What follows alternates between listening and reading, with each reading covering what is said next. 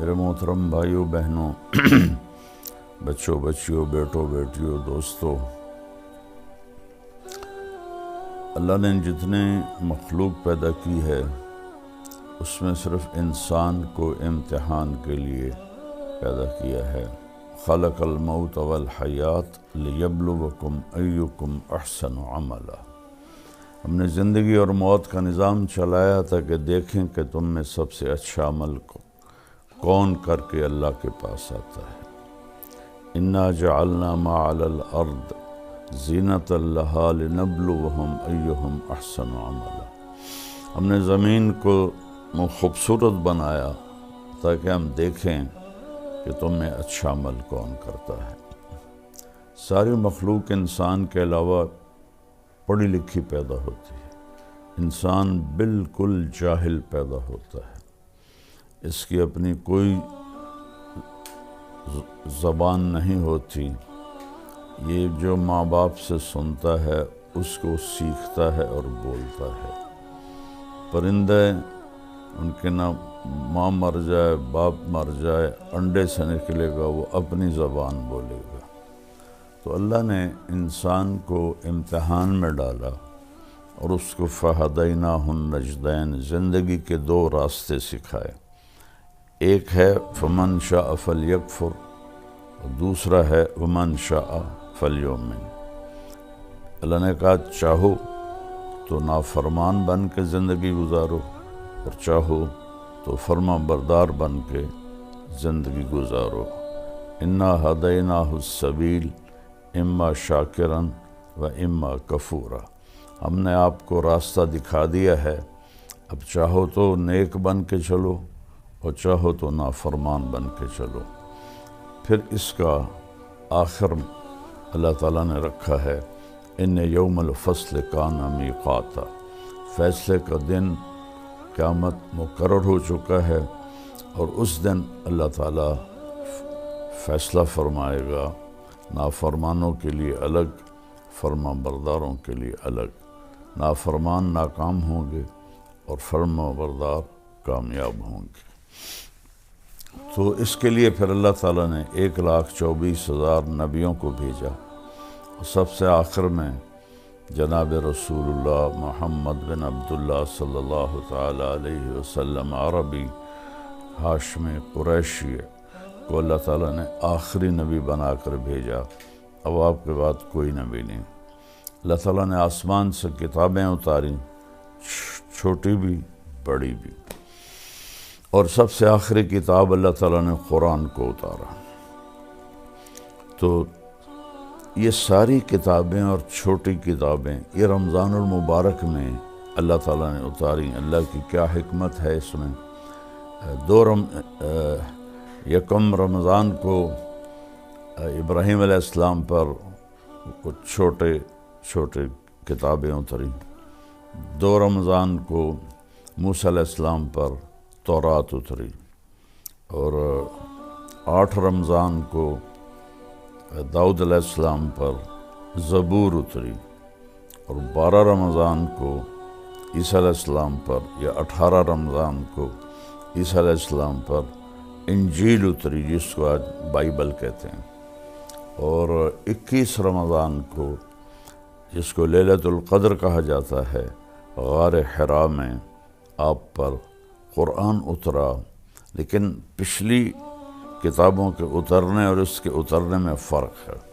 پچھلی کتابیں پوری لکھی ہوئی دے دی گئیں، اور قرآن تھوڑا نزلناہ تنزیلا، ہم نے اسے تھوڑا کر کے 23 برس میں اللہ تعالیٰ نے اس کو مکمل کیا۔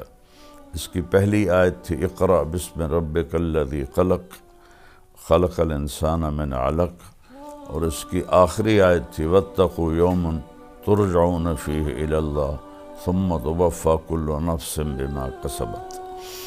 یہ سورہ بقرہ کی آیت ہے۔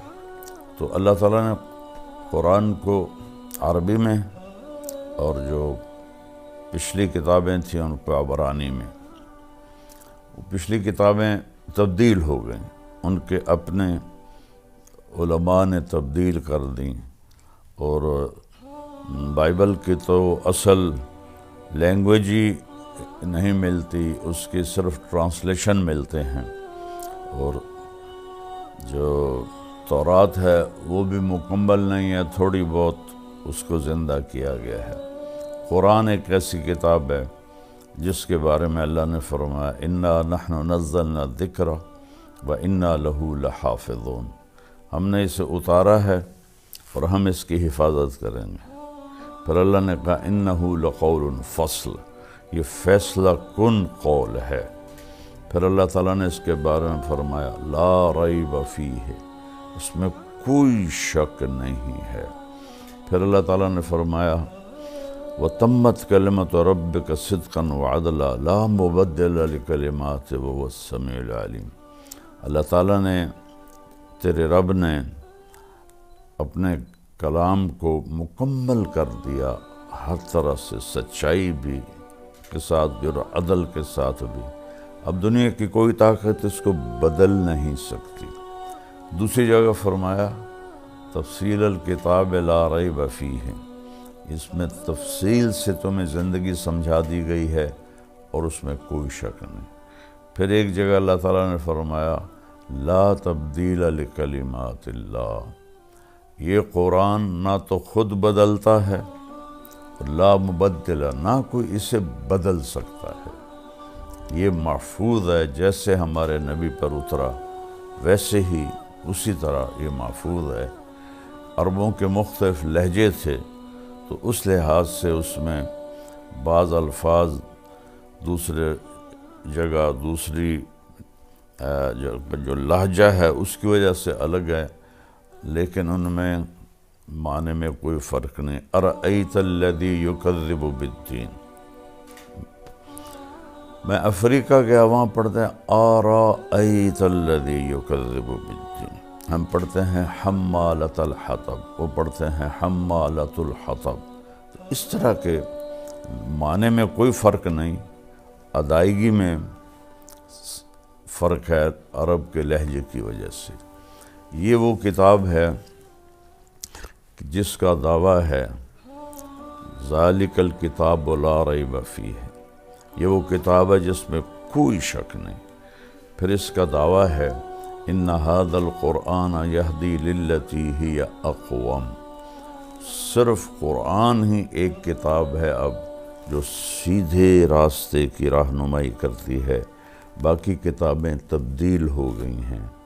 اس میں خود علماء یہود نے، علماء نصارہ عیسائیوں نے تبدیلیاں کر دیں، لیکن قرآن کو آج تک نہ کوئی بدل سکا ہے، نہ یہ بدلے گا۔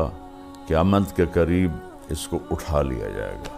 ایک دن صبح لوگ اٹھیں گے، دیکھیں گے تو قرآن کے سارے اوراق صفر ہوں گے، اس پہ کچھ بھی نہیں لکھا ہوگا۔ تو لہٰذا سیدھے راستے پر چلنے کے لیے صرف ایک کتاب باقی ہے، وہ ہے قرآن پاک، اور صرف ایک نبی ہیں، وہ ہے محمد الرسول اللہ صلی اللہ علیہ وسلم، جن کی زندگی پیدائش سے لے کر وفات تک وہ من و عن کے ساتھ محفوظ ہے۔ باقی انبیاء کی زندگی محفوظ نہیں ہے، چند واقعات ہیں، چند اقوال ہیں، لیکن ہمارے نبی کب پیدا ہوئے اور کب دنیا سے گئے اور کس حال میں گئے اور کیا کیا کہہ گئے، سارے کا سارا محفوظ ہے۔ پھر قرآن کا جیسے اللہ نے تعارف کروایا ہے، وہ سارا تو میں نہیں بتا سکتا، ایک دو آیتیں بتاؤں گا۔ اس کی عظمت دلوں میں اتارنے کے لیے، اس لیے کہ جب تک حاکم کہ دل میں عظمت نہ ہو تو حکم کی عظمت نہیں ہوتی، کہنے والے کی طاقت کا پتہ نہ ہو تو اس کے کہے کی طاقت بھی معلوم نہیں ہوتی۔ سورہ طٰہٰ کو اللہ تعالیٰ نے شروع کیا ہے تو اس میں اللہ نے بتایا کہ یہ کس کا کلام ہے، تنزیل ممن خلق الارض والسماوات العلا، اللہ اکبر، یہ اس ہستی کا کلام ہے جس نے زمین کو بنایا اور آسمانوں کو بلند کیا. اور تنزیل کا قرآن ایک کلام ہے، کتاب بعد میں ہے، اور یہ فرق ہے. قرآن اللہ کا کلام ہے، اللہ کی ذات سے نکلا ہے. باقی 3 کتابیں لکھوائی گئیں، تورات، زبور، انجیل، بائبل لکھوائی گئی، وہ تبدیل ہو گئیں. قرآن اللہ کی ذات سے نکلا ہوا کلام ہے، اللہ نے خود اسے بولا ہے. اس کو آج تک کوئی بدل نہیں سکا، نہ یہ بدلے گا. تو تنزیل ایک تو میں کہوں کہ وہ آ رہا ہے، میں اب لہجہ بدل کے کہتا ہوں وہ آ رہے ہیں. تو آپ کو معلوم ہوگا کہ کوئی بڑی شخصیت آ رہے ہیں. چہرے سے بھی ہوتا، میں کہتا ہوں آ گیا آ گیا، مطلب ایک معمولی آدمی آ گئے کو بہت بڑا آدمی ہے. تو اگر تنزیل وہ آ رہا ہے، وہ اتارا جا رہا ہے. کس کی طرف سے؟ ممن خلق الارض، جس نے زمین کو پیدا کیا، والسماوات العلا، بلند آسمانوں کو پیدا کیا. آج تک قرآن کے بغیر، آسمانی علم کے بغیر کوئی یہ سمجھ نہیں پایا کہ اس کائنات کو کس نے پیدا کیا، کیسے پیدا کیا. لہذا ایک طبقہ بہت بڑا ہے ایتھیسٹ، جو کہتے ہیں یہ خود بخود پیدا ہو گیا ہے. یعنی اس سے احمقانہ اور بے وقوفی کی کوئی بات ہی کوئی نہیں ہے کہ یہ سارا کچھ خود بخود پیدا ہو گیا ہے اور یہ کبھی نہیں ختم ہوگا، یہ ایسے ہی چلتا رہے گا. خیر وہ تو دوسری بات ہے. تو اللہ نے تعارف اس طرح کرا ہے کہ پہلے حاکم کا، جس نے کلام اتارا ہے، پہلے اس کی عظمت اللہ نے بٹھائی. ممن خلق الارض والسماوات العلا، زمین کا بنانے والا، بلند آسمانوں کا بنانے والا کون ہے؟ تو اللہ نے ابھی اپنا ذاتی نام نہیں بتایا، تعریف صفتیں بتائیں، نام پیچھے جا رہا ہے. تو اندر انسان کے شوق بڑھتا جا رہا ہے کون؟ تو آتا ہے الرحمن. یہ رحمان ہے جس نے اتارا. اللہ کی سب سے اعلیٰ صفت ہے وحدانیت کے بعد الرحمن، کہ یہ رحمان نے اتارا ہے. رحمان وہ ہوتا ہے جو حد درجے رحم کرنے والا ہو. تو جو وہ یہ کلام بھیج رہا ہے، یہ سخت، یہ شدت والا نہیں، رحمت والا ہے. کون ہے بھئی وہ الرحمن؟ پھر بھی نام نہیں بتا. علی العرش استوى، عرشوں پر اس نے استوا کیا ہے. کون ہے جس نے عرشوں پر استوا کیا ہے؟ تو پھر نام نہیں بتایا، آگے اپنی حکومت بتائی. لہو ما فی السماوات، آسمانوں میں جو کچھ ہے وہ اللہ کا. وما فی الارض، زمین میں جو کچھ ہے وہ اللہ کا. وما بینہما، اس کے درمیان جو کچھ ہے اللہ کا. وما تحت الثری، زمین کی تہ میں جو کچھ ہے اللہ کا. للہ المشرق والمغرب فأینما تولوا فثم وجہ اللہ. مشرق بھی اللہ کا، مغرب بھی اللہ کا، جدھر دیکھو گے اللہ کی قدرت کے نظارے تمہیں نظر آئیں گے. تو پھر سوال کون ہے بھائی؟ پتہ تو بتاؤ ہے کون؟ تو پھر صفت آئی وَإِن تَجْهَرْ بِالْقَوْلِ فَإِنَّهُ يَعْلَمُ السِّرَّ وَأَخْفَى. اور وہ ہے کہ تم زور سے بولو جیسا میں بول رہا ہوں، یا تم دل میں بولو.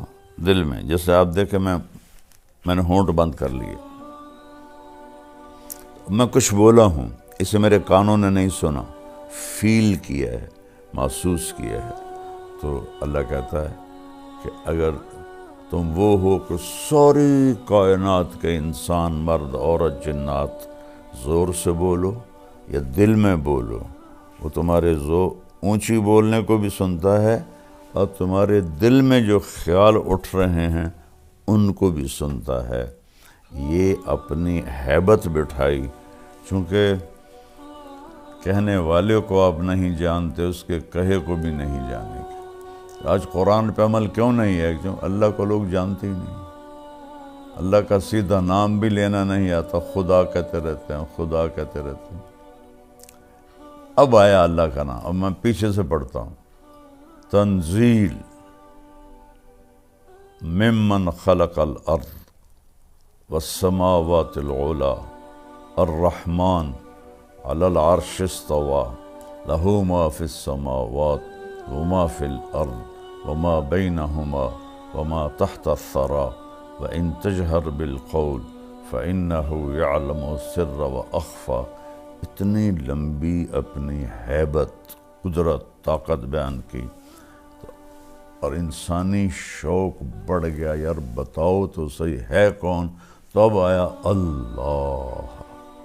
اللہ نے اپنا اب نام لیا، اللہ، یہ اتارنے والا، زمین بچھانے والا، آسمان اٹھانے والا، اور رحمان انتہائی مہربان، عرش پہ استوا کرنے والا، زمین آسمان کا اوپر نیچے دائیں بائیں آگے پیچھے مشرق مغرب شمال جنوب کا مالک، اور سب کی سننے والا، چاہے زور سے بولیں یا دل میں۔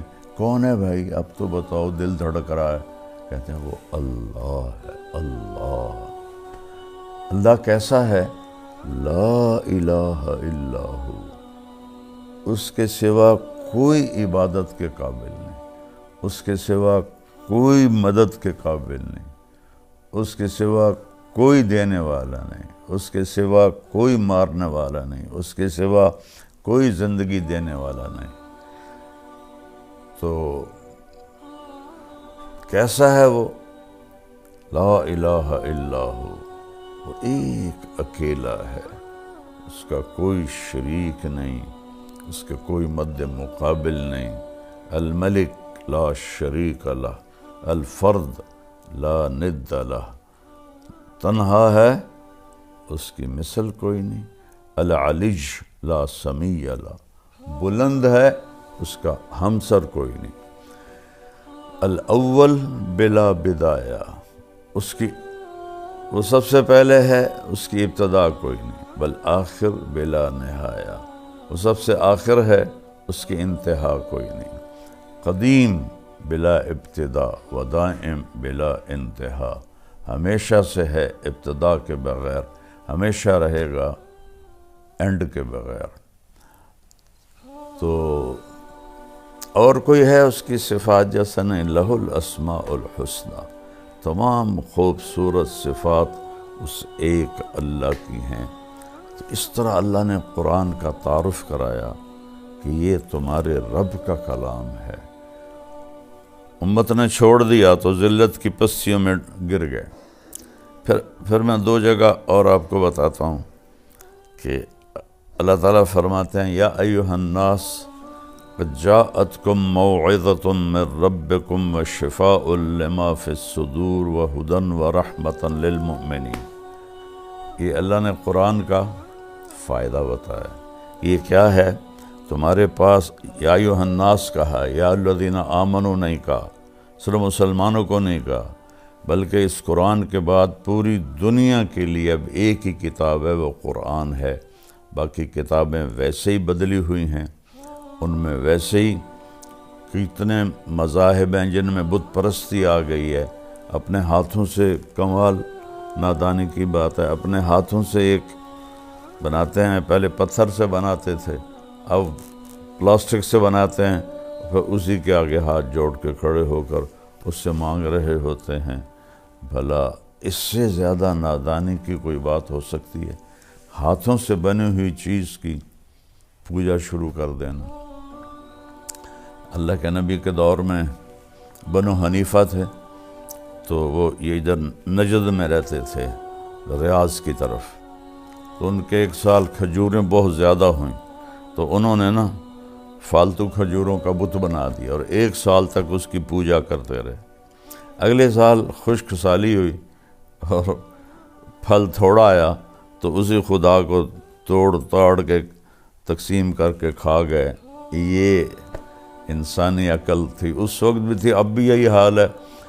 پتھر کے بت بناتے ہیں، پلاسٹک کے بت بناتے ہیں، پھر انہی کے آگے ان کو سجدے بھی کرتے ہیں، ان کے آگے ہاتھ بھی جوڑتے ہیں۔ تو میرا اللہ کہہ رہا ہے میں نے تمہارے لیے اے دنیا کے انسانوں تمہارے پاس ایک نصیحت آئی ہے، اور یہ اس کے 3 کام ہیں۔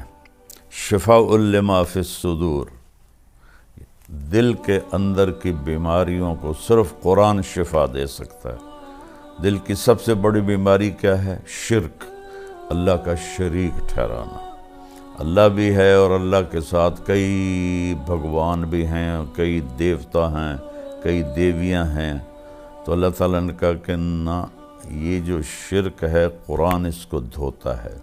پھر دل میں حسد ہے، بغض ہے، نفرت ہے، اور دل میں بدماشی ہے، نافرمانی ہے، اور حرص ہے، لالچ ہے۔ اتنی لمبی لائن ہے انسان کے اندر کہ ان بیماریوں کو صرف قرآن دھو سکتا ہے اور کوئی چیز نہیں دھو سکتی۔ اور جو ایمان لائیں گے ان کے لیے ہدن ہے، صحیح راستہ دکھائے گا، ورحمتاً، اور رحمت ہے۔ جو قرآن کی زندگی پہ عمل کرے گا اس پر اللہ کی رحمتیں برستی رہیں گی۔ اور پھر اللہ تعالیٰ نے دوسری جگہ فرمایا اللہ نزل احسن الحدیث، اللہ تعالیٰ نے جتنے بھی کلام آسمان سے اتارے ہیں ان میں سب سے خوبصورت قرآن ہے، احسن الحدیث۔ مثانیہ، اس کے مضمون بار بار دہرائے جاتے ہیں تاکہ دل میں اتریں۔ تقشعر منہ جلود الذین یخشون ربہم، جب اس قرآن کو سنا جاتا ہے تو جو اللہ سے ڈرنے والے ہیں ان کے رونگٹے کھڑے ہو جاتے ہیں۔ وَتَلِينُ جُلُودُهُمْ وَقُلُوبُهُمْ إِلَى اللَّهِ، اور ان کے دل نرم ہو جاتے ہیں اور وہ اللہ کی طرف مائل ہو جاتے ہیں۔ تو میرے عزیزو، قرآن اور رمضان ان کا آپس میں بہت جوڑ ہے۔ تو میری آپ سب سے گزارش ہے، اللہ نے ہمیں قیام اللیل دیا۔ تراویح کا نام تو بعد میں پڑا ہے، اصل نام قیام اللیل ہے، رات کی نماز۔ تو اس میں یہ اس پر یوٹیوب پر لڑائی ہو رہی، 8 نہیں ہیں، 20 ہیں، 20 نہیں ہیں، 8 ہیں۔ بھائیو، پوری امت نے سینکڑوں سال 20 رکعت پڑھی ہیں، اور امت کا جو عمل ہوتا ہے صدیوں کے ساتھ وہ بہت بڑی دلیل اور حجت ہوتا ہے۔ ہاں، 8 کی روایت بھی موجود ہے، میرے نبی نے 8 ہی پڑھائیں، اور ابوبکر کے زمانے میں 8 ہی پڑھی جاتی تھی، حضرت عمر کے ابتدائی دور میں 8 ہی پڑھی جاتی تھی۔ پھر انہوں نے سب کو جمع کیا۔ موطا امام مالک کی روایت ہے کہ آپ نے ابی بن کعب اور تمیم داری سے فرمایا کہ 20 تراویح پہ لوگوں کو جمع کرو، تو اس سے سب صحابہ نے قبول کیا۔ کسی نے نہیں کہا یہ تو بدعت ہے، پہلے تو 8 پڑھی جاتی تھی، چونکہ یہ نوافل ہیں، نفل زیادہ پڑھو نفل تھوڑے پڑھو، اس میں کوئی بدعت کی بات نہیں ہے۔ بلکہ خلافت راشدہ کے دور میں 20 چلتی تھیں، بعد میں 20 چلیں۔ پھر تراویح کا نام کیسے پڑا اس کا کہ مکے والے 4 تراویح پڑھتے تھے اور پھر 1 طواف کرتے تھے۔ ترویح اس کو کہتے ہیں، ترویحہ، آرام کرتے تھے، ذرا پاؤں کھول لیتے تھے اور طواف کر لیتے تھے۔ پھر 4 تراویح پڑھتے تھے، پھر 1 طواف کرتے تھے، یہ دوسرا ترویحہ۔ پھر 4 تراویح پڑھتے تھے، پھر طواف کرتے تھے، یہ تیسرا ترویحہ۔ پھر 4 تراویح پڑھتے تھے، پھر 1 طواف کرتے تھے، پھر 4 تراویح پڑھتے تھے، پھر 1 طواف کرتے تھے، تو 5 طواف ہو جاتے تھے ان کے۔ یہاں سے اس کا نام تراویح پڑا۔ تو اہل مدینہ جو تھے امام مالک کے دور میں، اہل مدینہ انہوں نے جب دیکھا کہ وہاں تو 20 تراویح پڑھی جاتی ہیں، وہاں تو 5 طواف ہوتے ہیں، تو بھائی ہم کیا کریں طواف کے مقابلے میں؟ وہ 40 تراویح پڑھتے رہے، تو اس میں لڑنے والی تو مجھے بالکل حماقت ہی نظر آتی ہے۔ 8 پڑھ لے وہ بھی ٹھیک ہے، 20 پڑھ لے وہ بھی ٹھیک ہے، لیکن یقیناً 20 پڑھنے والے کا اجر زیادہ ہے۔ قیام اللیل کی جو نماز ہے یہ، اس کے ہر سجدے پر 1500 نیکی لکھی جاتی ہے۔ 8 پڑھ کے جانے والا لے گیا 12000، اور 20 یہ اور 3 وتر، تو وہ 20 پر اس کو 40 سجدے ملے، تو اس کو 60,000 نیکی ملی، اور پھر اوپر 6 سجدے ملے تو 9000 نیکی ملی، تو وہ 69,000 نیکیاں لے کے گیا۔ تو اب آپ خود فیصلہ فرما لیں کہ یہ لڑنے کی چیز کوئی نہیں ہے، یہ اجر کی چیز ہے۔ اس کو زندگی سال میں ایک دفعہ تو آتا ہے، 20 پڑھا کریں، اللہ راضی ہوگا، اللہ کا نبی خوش ہوگا۔ اور اس کی سب سے بڑی جو بندگی ہے وہ تو روزہ ہے، اور روزے کے بعد سب سے بڑی بندگی قرآن کی تلاوت۔ میرے نبی جبریل آتے تھے، ان کے ساتھ پورا مہینہ قرآن کا دور فرماتے تھے، اور آپ نے 9 رمضان دیکھے، 9، 2 ہجری میں فرض ہوا اور 11 ہجری آپ کا انتقال ہو گیا۔ 11 ہجری کا رمضان آپ نے نہیں دیکھا، تو محرم میں 11 ہجری شروع ہوئی اور ربیع الاول میں آپ کا انتقال ہو گیا۔ تو جس سال آپ کا انتقال ہوا اس سال آپ نے جبریل کے ساتھ 2 دفعہ قرآن کا تکرار کیا۔ پہلے جبریل پڑھتے تھے، پھر آپ پڑھتے تھے، پھر جبریل پڑھتے تھے، پھر آپ پڑھتے تھے۔ تو جس سال آپ دنیا سے گئے اس سال 2 دفعہ قرآن کو ختم کیا گیا۔ اور میرے نبی کا فرمان ہے، اذا التبست علیکم الامور کقطع اللیل المظلم فعلیکم بالقرآن۔ جب اندھیری رات کی طرح فتنے چھا جائیں تو قرآن کو مضبوطی سے پکڑ لو، فإنہ ماحل مصدق وشافع مشفع۔ یہ جس کے بارے میں جھگڑا کرے گا اللہ وہ اس کا جھگڑا بھی مانے گا، جس کی سفارش کرے گا اللہ اس کی سفارش بھی قبول کرے گا۔ من جعلہ امامہ قادہ الی الجنہ، جو قرآن کو آگے رکھ کر زندگی گزارے گا، یعنی اس کے تابع ہو کر، تو یہ قرآن اسے جنت میں لے جائے گا۔ من جعلہ خلفہ ساقہ الی النار، جو اسے پیچھے رکھے گا اسے قرآن دھکا دے کے جہنم میں ڈال دے گا۔ تو جتنے یہ بیٹھے ہوئے ہیں یوٹیوب پر اور دین کو بیان کر رہے ہیں، وہ دین نہیں بیان کر رہے، وہ تو لڑائیاں کر رہے ہیں۔ کوئی رفع یدین پہ جھگڑے کر رہا ہے، کوئی 8-20 پہ جھگڑے کر رہا ہے، کوئی کسی چیز پہ جھگڑے کر رہا ہے، کوئی صحابہ کی جنگوں پہ جھگڑے کر رہا ہے۔ وہ میرے بھائیو، اللہ تعالیٰ نے جن چیزوں کے بارے میں ہم سے سوال کرنا ہے وہ لوگوں کو بتاؤ کن چیزوں میں پھنسا دیا ہے جن کا آخرت میں آپ سے سوال نہیں۔ تلک امۃ قد خلت لہا ما کسبت ولکم ما کسبتم ولا تسألون عما کانوا یعملون۔ وہ لوگ چلے گئے، جو کیا وہ ان کا اجر، جو غلط کیا وہ ان کا گناہ۔ تم سے تھوڑے پوچھا جائے گا، قبر میں کیا پوچھا جائے گا؟ من ربک، تیرا رب کون ہے؟ لوگوں کو بتاؤ کہ رب کون ہے۔ ما دینک، تیرا دین کیا ہے؟ وہ اسلام ہے۔ لوگوں کو بتاؤ اسلام کیا ہے۔ میرے نبی نے کیا بتایا کہ اسلام 5 چیزیں ہیں: کلمہ، نماز، روزہ، حج، زکوٰۃ۔ یہ ابتدا ہے، اور انتہا کیا ہے؟ بنی الاسلام علی 5۔ اور انتہا کیا ہے؟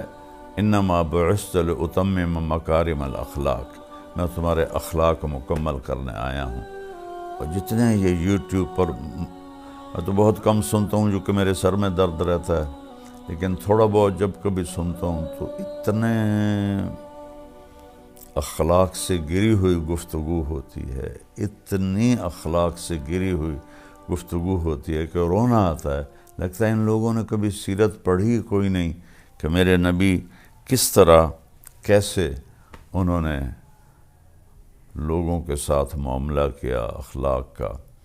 اور پھر ما تقول فی ھذا الرجل، یہ ہستی کون ہے؟ جناب رسول اللہ۔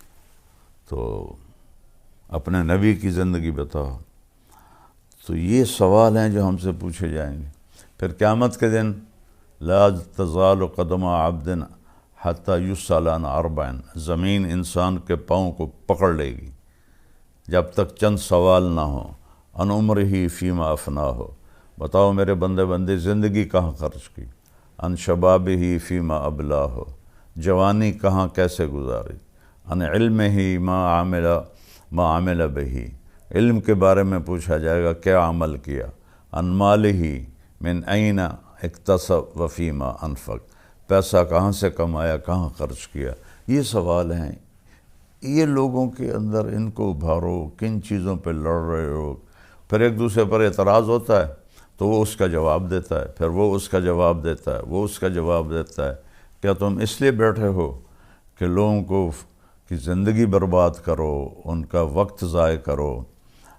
تو میری آج کی گفتگو صرف قرآن کی عظمت پر تھی کہ قرآن کو ہم اپنی زندگی کا راہبر بنائیں اور اس کی تلاوت کریں، اس کا ترجمہ پڑھیں اور اپنے اللہ سے مانگیں۔ اگر آپ قرآن کا صحیح ترجمہ پڑھ لیں تو آپ سامنے بیٹھنے والوں کو پکڑ سکتے ہیں کہ کیا بول رہے ہو۔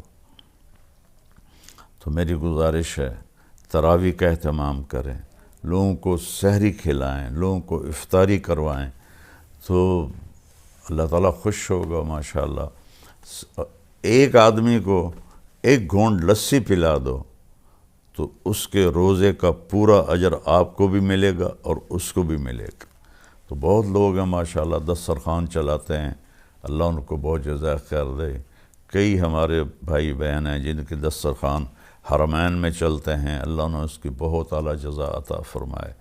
تو قرآن کے ساتھ دل لگائیں، میری آج کی گفتگو کا یہ مضمون۔